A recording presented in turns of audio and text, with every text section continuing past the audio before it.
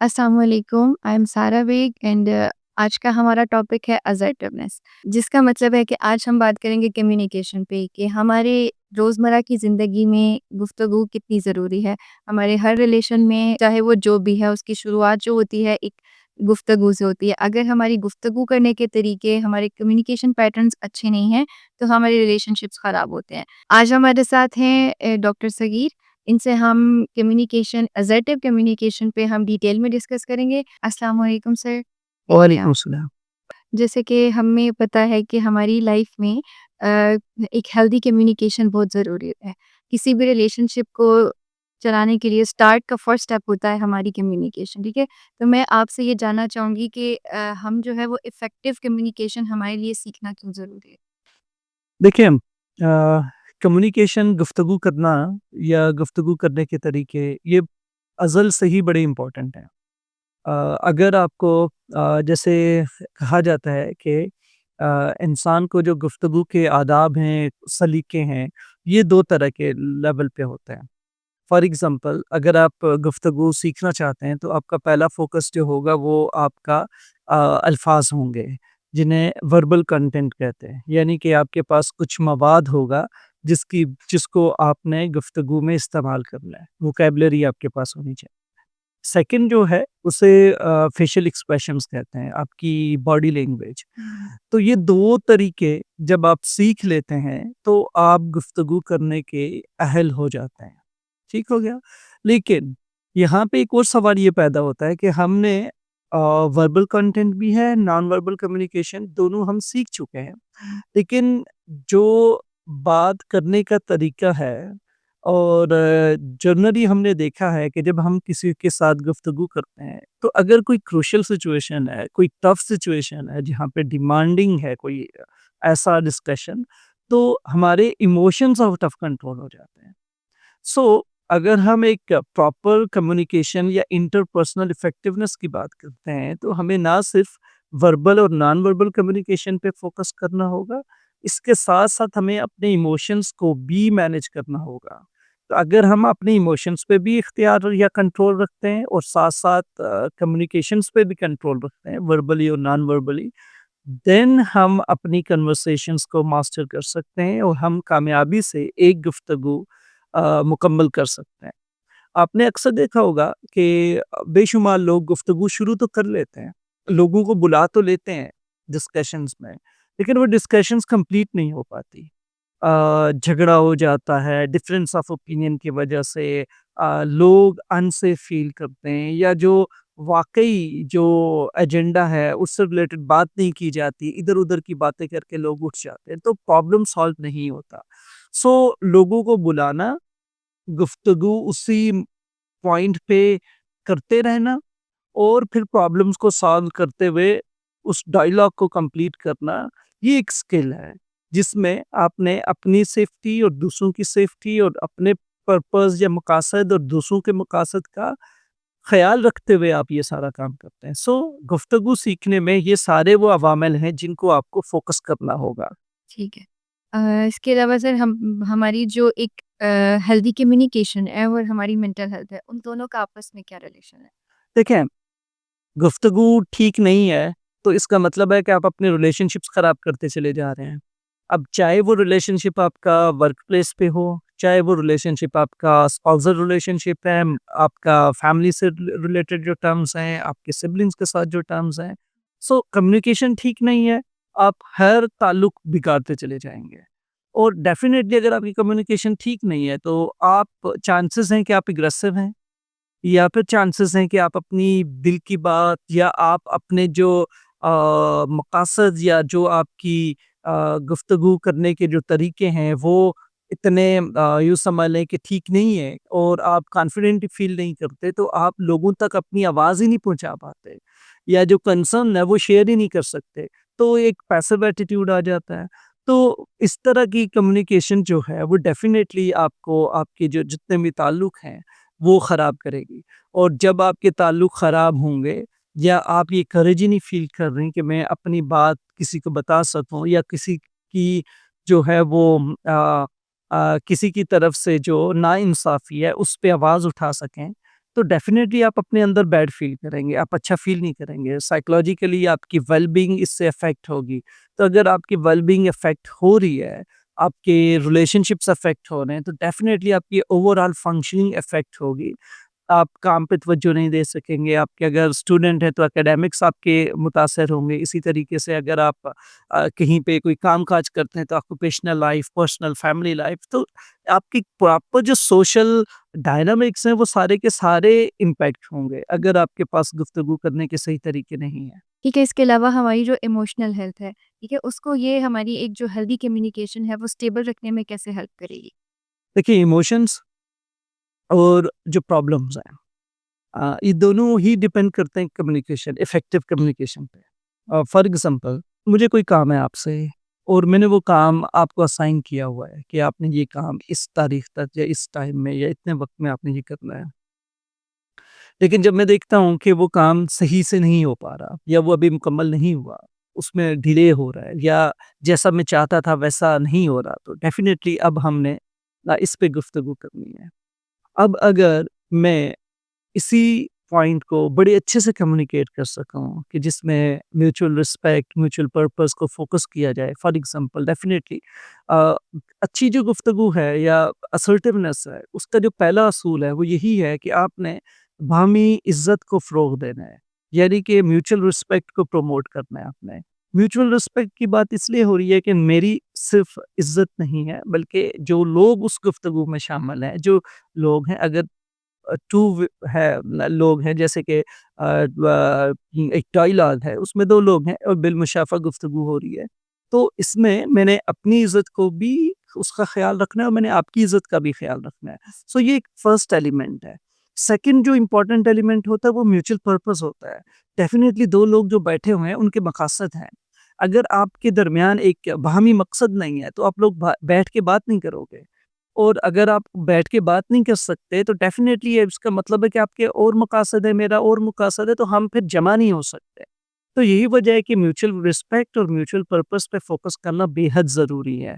तो उन मकासद और इज़्ज़त को सामने रखते हुए मैंने गुफ्तगू शुरू करनी है आपसे और मैंने आपकी इज़्ज़त का लिहाज़ रखते हुए मैंने आपसे अकाउंटेबिलिटी लेनी है कि ऐसा काम क्यों नहीं हुआ? क्यों डिले हुआ है? हमें ये काम चाहिए था, क्योंकि इसके ये आउटकम्स हैं। अगर हम इसको नहीं करेंगे तो consequences क्या होंगे? सो जब आप पूरी तरह से अच्छे तरीके से बात करते हैं और अपने इमोशंस को भी उसको काबू में रखते हुए बात करते हैं। कम्युनिकेशन में सबसे जो डेंजरस इमोशंस होते हैं, वो एक फ़ियर है और सेकंडली एंगर है। अगर आप फ़ियरफुल हैं तो आप कम्युनिकेट करने में इनिशियली आप कोई एफ़र्ट नहीं करेंगे। आप हमेशा डरते रहेंगे, अवॉइड करते रहेंगे कम्युनिकेशन को। यार पता नहीं बॉस से कैसे बात करूँ, टीचर से कैसे बात करूँ, एम्प्लॉयी से कैसे बात करूँ, इवन फैमिली में कैसे बात करूँ दूसरों से। एक फ़ियर है जो आपको एक अवॉइडेंट बिहेवियर की तरफ पुश कर रहा है। इसी तरीके से एंगर है। एंगर क्या करेगा आपको गुफ्तगू में आप ओवरली चीज़ें करना शुरू कर देंगी। लोगों को कंपेल करेंगे, लोगों को पुश करेंगे, अब्यूसिव हो सकते हैं, आपकी बॉडी लैंग्वेज बड़ी ख़राब हो सकती है। इसी तरीके से तो आपने इस एंगर को और फ़ियर को, इन 2 चीज़ों को ट्रीट करना है। यानी कि आपकी जो एंग्ज़ायटीज़ हैं, जो आप अपने दिमाग में ऐसी एप्रीहेंशन लेके बैठे हुए हैं कि यार कैसे होगा, क्यों होगा, ये सवाल हुआ तो क्या होगा, ये जवाब हुआ तो क्या होगा? लोग बेशुमार आउटकम्स को जो है ना सोच रहे होते हैं, दिमागी तौर पे जिसे प्रीऑक्यूपेशन कहते हैं, एप्रीहेंशन कहते हैं। तो इन चीज़ों को अवॉइड करना, इन चीज़ों को बैलेंस करना या एक मॉडरेट लेवल पे लेके आना, ये बहुत ज़रूरी होगा तब जाके आप कम्युनिकेशन बेहतर कर सकेंगे। और जब आप कम्युनिकेशन बेहतर करेंगे और आपके इमोशंस अच्छे से रेगुलेट हैं, आपका उन पे इख्तियार है, कंट्रोल है, तो देन आपका जो गुफ्तगू करने का अंदाज़ा है या एक तरीका है, वो अंदाज़ बेसिकली आपकी जो इमोशनल हेल्थ है, उसको सस्टेन रखेगा या उसको कंट्रोल में रखेगा। आप एग्रेशन में नहीं जा सकते, आप फ़ियरफुल नहीं हो सकते क्योंकि आपको पता होगा कि यार ये बैरियर्स हैं, ये ऑब्स्टेकल्स हैं जो कम्युनिकेशन में मुझे जो है वो नुकसान का बायस हो सकता है, मेरा रिलेशनशिप जैसे हम ये कहते हैं कि जब हमने किसी के साथ गुफ्तगू करनी होती है, तो हम खुद से ये सोच लेते हैं पहले से ही कि जैसे कि मैं जो रिलेशनशिप है, और इस ये जो इंसान है और जो मेरा काम-काज है, इनसे रिलेटेड मैं क्या चाहता हूँ? मैं रियली क्या चाहता हूँ? मैं क्या चाहता हूँ कि सारा को जो है वो अगर वो काम नहीं करती तो इनको जॉब से निकाल लेना चाहिए? या मैं चाहता हूँ कि नहीं ये हमारी टीम का हिस्सा है, इन्हें आगे जो है ना लॉन्ग टर्म में हमें इनकी ज़रूरत है। फिर जो रिलेशनशिप है हमारा जो कलीग का वो कैसे लेके चलना है। इसी तरीके से जो हमारा काम-काज है, जो ऑर्गनाइज़ेशन है उसके लिए हम क्या चाहते हैं। सो आपके पास मेजर और लॉन्ग टर्म गोल्स होते हैं माइंड में, देन आप कम्युनिकेट करते हैं और अपने इमोशंस को उन जो लॉन्ग टर्म गोल्स है उनकी बेस पे इवैल्यूएट करते हैं और कंट्रोल करते हैं कि यार मैं एग्रेसिव नहीं हो सकता। क्योंकि एग्रेसिव हुआ तो मेरी ये चीज़ इतना बड़ा मुझे नुकसान होगा। सो आप पहले प्रॉपर प्रैक्टिस और प्रॉपर जो जिसे प्रिपरेशन कहते हैं ना वो करते हैं, तैयारी करते हैं, फिर कम्युनिकेशन में जाते हैं। कम्युनिकेशन ऐसा नहीं है कि आपको one fine day you can get it out of nowhere ऐसा नहीं है। आपको कम्युनिकेशन सीखने की ज़रूरत होगी। एक आपको पता होगा कि मैंने जब भी गुफ्तगू करनी है, गुस्से का उसमें कोई रोल रोल नहीं है, कोई किरदार नहीं है, तो गुस्से में जाके मैं बात करूँगा, ऐसा कोई तरीका नहीं है। इसी तरीके से मैं घबराते हुए बात करूँ, ऐसा कोई तरीका नहीं है। तो आपने अपने ये जो फ़ियर्स हैं, एंग्ज़ायटीज़ हैं, इन्हें ओवरकम करना बेसिक लेवल की जो ट्रेनिंग है, ये ज़रूर करना है। फिर आप असर्टिव हो सकते हैं, फिर आप अच्छे से कम्युनिकेशन कर सकते हैं। तो कॉन्फिडेंस तब आएगा और कॉन्फिडेंस आने में जो इम्पोर्टेंट होता है, वो आपका पॉज़िटिव एटीट्यूड होता है। क्योंकि आपने एक ख़ास किस्म की ट्रेनिंग में जाना है और आप आज से ये तहिया कर रहे हैं कि मेरे इमोशंस मेरे इख्तियार में हों, मैं जब भी बात करूँ तो वो बड़ी नपी-तुली बात हो और जो कम्युनिकेशन के जितने भी जैसे नॉन वर्बल कम्युनिकेशन है, वर्बल कम्युनिकेशन है, उसकी मुझे प्रॉपर मास्टरी होनी चाहिए। दिन में बात करूँ तो अपने मकासद को ज़हन में रखते हुए रिस्पेक्ट को ज़हन में रखते हुए, सेफ्टी इंश्योर करते हुए मैं कैसे गुफ्तगू कर सकता हूँ। तो जब ये गोल्स आपके माइंड में होंगे और आप ये रखते हो कि यार मैं बहुत अच्छे से ये मौज़ू गुफ्तगू और अच्छे तरीके से गुफ्तगू कर सकता हूँ, ये एटीट्यूड होना चाहिए। जब ये पॉज़िटिव एटीट्यूड है तो फिर आपका रवैया कैसा होगा कि आप इनको अपनी ज़िंदगी में प्रैक्टिस करना शुरू कर देंगे, लेके आ जाएँगे जो आपके रिलेशनशिप्स हैं उनमें विदाउट गेटिंग इंटू एंगर आप कम्युनिकेट करना करते हुए खुद को देखेंगे। फिर आप अपने आप को फीडबैक भी देंगे कि यार मैंने आज का दिन तो बड़ा अच्छा गुज़ारा। आज मैंने इस शख्स के साथ कम्युनिकेट किया, मैंने गुस्से में नहीं गया और मैंने फ़ियरफुल नहीं हुआ या मुझे एंग्ज़ायटी नहीं हुई, लेकिन मैंने बड़े अच्छे, बड़े तहम्मुल से गुफ्तगू की है। सो आप पॉज़िटिव फ़ीडबैक भी देंगे। लेकिन इसी को अगर हम रिवर्स करें इसी प्रोसेस को, अगर आपका नेगेटिव एटीट्यूड है टुवर्ड्स असर्टिवनेस कि ओके यार मैं तो असर्टिव हो ही नहीं सकता। अब आपका बिहेवियर भी ऐसा ही होगा, आप अवॉइड करेंगे, आप एग्रेसिवली डील करेंगे, कोई चीज़ खराब है, शोर मचाना, लाउड होना, अब्यूसिव लैंग्वेज यूज़ करना या लैक ऑफ कॉन्फिडेंस की वजह से बिल्कुल अवॉइड करते रहना, गुफ्तगू में जाना ही नहीं है, कहीं पे ट्रस्ट करना है तो नहीं जाना, 2 लोगों के साथ बात करनी है तो घबराते चले जाना।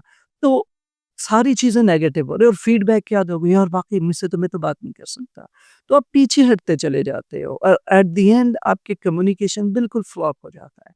तो आप सोशली अवॉइडेंट होना शुरू हो जाते हैं।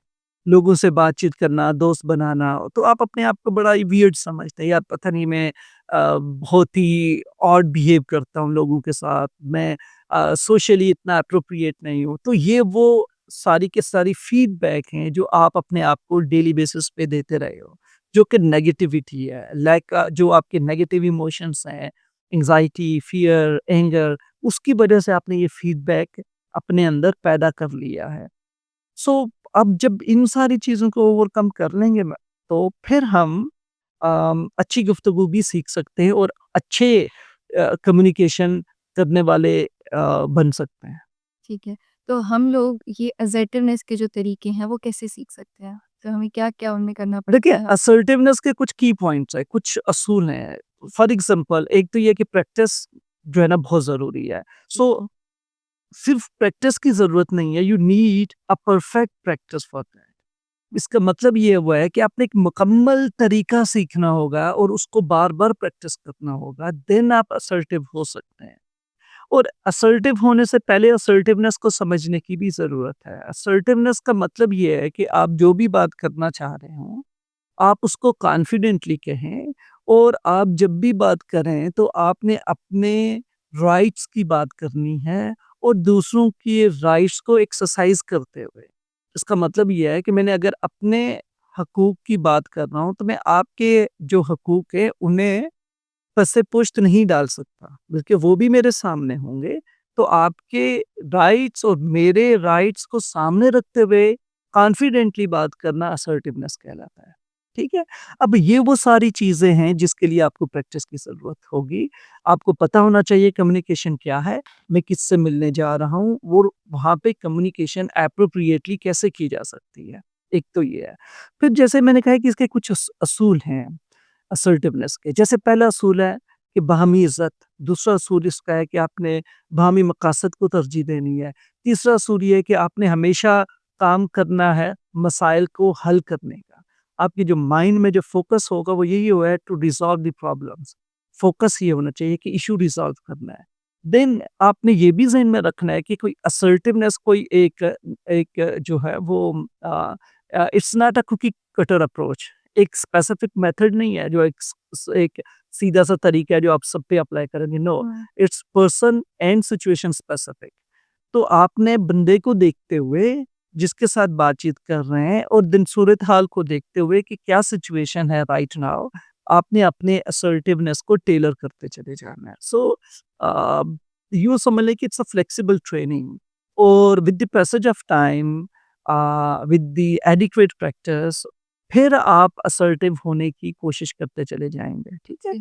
अब जब हम असर्टिव होने लगते हैं तो हमने क्या कुछ बैरियर्स भी आते हैं जैसे कि negative attitude towards assertiveness, low confidence है, अब रियलिस्टिक गोल सेटिंग नहीं है और ये सोचना कि आज मैंने एक किताब पढ़ लिया कल मैं असर्टिव हो जाऊँ, no, you need time, you need practice, rehearsal की ज़रूरत है। सो ये सारी की सारी रिक्वायरमेंट्स है जो हमें करनी है। So it's a gradual process, you need time और you need proper mentorship for that क्योंकि आपको ट्रेनिंग की ज़रूरत है, डेफ़िनिटली सुपरविज़न की ज़रूरत है और देन आपकी जो इमोशनल मैनेजमेंट है, उसकी बड़ा हाथ है। क्योंकि हमने अपनी ज़िंदगी में अपनी फैमिली से, अपने जो एजुकेशन है, एक्सपीरियंस है, देन अपब्रिंगिंग है, हमने इनसे डिफरेंट बिहेवियर मॉडल किए होते हैं थ्रू विकेरियस लर्निंग हमने मॉडलिंग की होती है, सीखा हुआ होता है अपने माँ-बाप से, बहन-भाइयों से, स्कूल कॉलेज से, टीचर से, एजुकेशन से। तो जो इमोशनल पैटर्न आप अपनी फैमिली में देखते हैं, जो आप अपनी सोसाइटी में देखते हैं, आप उसे कॉपी करना शुरू कर देते हैं। अगर आपके इर्द-गिर्द ज़्यादातर लोग एग्रेसिवली डील कर रहे हैं चीज़ों को, सिचुएशंस को, तो आप भी अग्रेसिव होना शुरू हो जाएँगे क्योंकि आपको लगेगा so this is a good strategy. आप लाउड हो जाएँ, एग्रेसिव हो जाएँगे, लोग आपकी बात सुन जाएँगे। तो आप हर एक प्रॉब्लम को इसी रिस्पॉन्स के साथ डील करेंगे जिससे जो कि ठीक नहीं है। एक यूँ समझ लें कि एक ही तरीका हर मसले के हल के लिए इस्तेमाल करना, जो कि एंगर है। इसी तरीके से अगर आप देख रहे हो कि लोग बड़े पैसिव हैं, वो अपने हक की बात नहीं करते, पीछे रहते हैं, चुप रहते हैं, कुढ़ते चले जाते हैं, लेकिन मुँह पे लोगों से बात ना कर सकना, ऐसा करेज ना रखना, तो वो ये पैसिव एटीट्यूड भी डेवलप कर लेते हैं अपनी फैमिली से, अपने इर्द-गिर्द मौजूद लोगों से। तो ये सारी की सारी जो लर्निंग है इसको ठीक करने की ज़रूरत होती है। इसे यूँ समझ लें कि आपने रिकंडीशन करनी है अपनी सारी ट्रेनिंग। तो जब आपने ट्रेनिंग को दोबारा से चेंज करना है, तो आप अपने अंदर ओवरऑल चेंज लेके आएँगे, जो कि मुश्किल होगा क्योंकि आपने सबसे पहले अपने एटीट्यूड चेंज करने होंगे, अपने अंदर वो सेल्फ एस्टीम बनानी होगी, फिर वो सेल्फ एफिकेसी होना चाहिए कि यार मैं कर सकूँगा, मैं हो सकता हूँ, असर्टिव होना हर एक का हक है। सो हर कोई हो सकता है। तो आप अपने कम्युनिकेशंस पे, अपने फ़ियर्स पे, अपने जो ऑब्स्टिकल्स हैं, उन पे काम करना शुरू कर देते हैं। देन स्लोली ग्रेजुअली आप असर्टिव होना भी करना शुरू कर देते हैं, उसको प्रैक्टिस करना शुरू कर देते हैं और आप विदाउट गेटिंग इनटू एंगर और abusive you can communicate with others. So relationship बेहतर होंगे, लोग आपसे डरेंगे नहीं, लोग आपके करीब होंगे, आपका सोशल सर्कल ठीक होगा। इवन आपके जो इंटीमेट रिलेशनशिप्स हैं, आपके स्पाउसल रिलेशनशिप्स हैं, उनमें बहुत बेहतरी आएगी। तो जो फ्रिक्शन है रिलेशनशिप की, वो कम्युनिकेशन बेहतरीन कम्युनिकेशन सीखने से बेहतर होती है। लेकिन एक और चीज़ जो ज़रूरी है, जैसे हम एटीट्यूड, पर्सनल लेवल पे जो चीज़ें हम बात कर रहे हैं, एक इंडिविजुअल के लेवल पे, इसे इंट्रापर्सनल इफेक्टिवनेस कहते हैं। तो आपका अपनी ज़ात के साथ जो ताल्लुक है इसको भी बहुत बेहतरीन होना चाहिए। सो आपको खुद से प्यार करना चाहिए, अपने साथ बड़ा काइंड होना चाहिए, अपने साथ हार्श नहीं होना चाहिए। देन जो आपके अंदर अपने फ़ियर्स हैं, उन्हें उन्हें आपने बड़े अच्छे से डील करना है। देन आपने लोगों के साथ कम्युनिकेट करने के लिए खुद को प्रिपेयर्ड करना है। तो आपने सबसे पहले खुद पे काम करना है। अपने जो कम्युनिकेशन है, जो आप अपने साथ करते हैं कोवर्टली अपने अंदर ही अंदर, वो कैसी है? आप खुद को थॉट्स क्या देते हैं? आप खुद को कैसे मोटिवेट करते हैं या डीमोटिवेट करते हैं, आपका कॉन्फिडेंस किस लेवल पे है। जो नई सिचुएशंस हैं, उसको लेके आप क्या सोचते हैं, क्या एंग्ज़ायटी से सफ़र करते हैं या क्या जो आपका कोवर्ट थॉट है या जो सेल्फ टॉक है, वो क्या है? ये सारी करेक्ट करने की ज़रूरत होगी, देन आप प्रिपेयर्ड होंगे फॉर कम्युनिकेटिंग विद अदर्स। सो पहले अपने साथ काम, फिर लोगों से साथ गुफ्तगू कैसे करनी है, उसकी ट्रेनिंग होगी। ठीक है। सर जैसे आपने बात की फ़ियर होते हैं लोगों के अंदर, एंग्ज़ायटीज़ होती हैं, तो उनसे निकलना मुश्किल होता है लोगों के लिए। तो उनसे हम कैसे बच देखिए, सकते हैं? जब आप आइडेंटिफ़ाई कर लेते हैं ना कि एंगर या नेगेटिव इमोशंस आपकी प्रॉब्लम्स हैं, आप अंडर कॉन्फिडेंस हैं, तो फर्स्ट प्रैक्टिस यही है कि आप अपने आप को डिसेंसिटाइज़ करें, ओके? स्लोली, ग्रेजुअली और अपने आप को एक्सपोज़ करो इन सिचुएशंस से जहाँ पे आपको फ़ियर फ़ील हो, जहाँ से आपको एंगर फ़ील हो या आप एंग्ज़ायटी फ़ील करें। सो आप slowly, gradually, step by step in चीज़ों को फ़ेस करना है और ये सारी की सारी जो fears, anger management, emotional management या इमोशनल रेगुलेशन है, इसके लिए आपको प्रोफ़ेशनल की ज़रूरत पड़ेगी। अगर तो बहुत एक्सेसिव लेवल पे हैं, तो देन आपको ज़रूरत होगी। अगर नहीं है तो एनकरेजिंग जो है बिहेवियर बड़े आपके लिए फ़ायदेमंद हो सकते हैं कि आप अवॉइड करने की बजाय इन चीज़ों को फ़ेस करें और जो है इन सिचुएशंस में खुद को टेस्ट करें। तो जो रियल लाइफ़ टेस्ट है ना, वो ज़रूर लेते रहें। अवॉइड ना करें इन चीज़ों को फेस करें। तो जैसे आप फेस करेंगे, फिर ये भी सोचें कि अच्छे तरीके से मैं कैसे फेस कर सकता हूँ। तो बेशुमार टेक्निक्स हैं, जो साइकोलॉजिकल टेक्निक्स हैं, जिनसे इमोशन की रेगुलेशन की जा सकती है। फ़ियर्स को ओवरकम कर किया जा सकता है। तो ब उन पे काम करने की ज़रूरत होगी फिर। चलें आज हमने काफ़ी अच्छी डिस्कशन की है असर्टिवनेस कम्युनिकेशन पे, जिसमें हमने इमोशंस पे बात की है, हमने फ़ियर्स, एंग्ज़ायटीज़ और उन सब पे डिस्कस किया। उसके अलावा हमने वर्बल, नॉन वर्बल कम्युनिकेशन पे बात की कि वो क्यों ज़रूरी है, किस लिए ज़रूरी है। उसके अलावा इंटरपर्सनल कम्युनिकेशन पे भी डिस्कशन हुई है। तो इससे रिलेटेड अगर आपको कोई प्रोफ़ेशनल हेल्प चाहिए तो आप हमसे कॉन्टैक्ट कर सकते हैं और अगर आपका कोई क्वेश्चन है तो आप हमें अपना फ़ीडबैक दे सकते हैं। इसके अलावा इंशाल्लाह नेक्स्ट डिस्कशन में हम किस एक नए टॉपिक के साथ हाज़िर होंगे। तब तक के लिए अल्लाह हाफ़िज़।